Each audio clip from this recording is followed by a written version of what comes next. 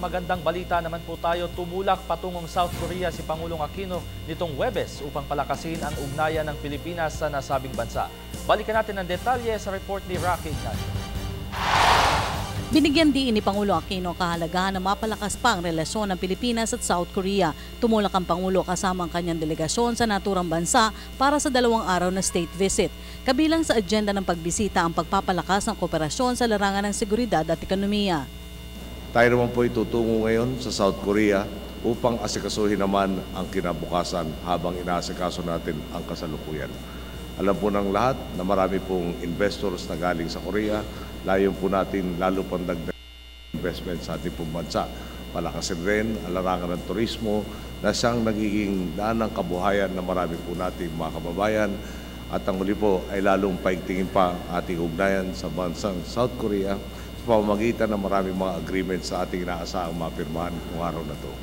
Bago umalis, nauna ng pinangasiwaan ng Pangulo ang estado ng mga apektadong residente ng malakas na lindol sa lalawigan ng Bohol at Cebu.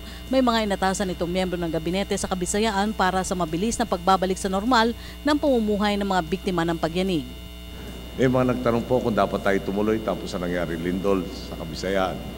Ang sagot po natin dito, habang inaasikaso nga ang kasalukuyan, dapat naman sigurong huwag natin pabayaan ang kinabukasan. Si Pangulo Aquino ang kauna-unahang leader na magsasagawa ng state visit sa South Korea sa ilalim ng bagong pamunuan ni President Park Geun-hye.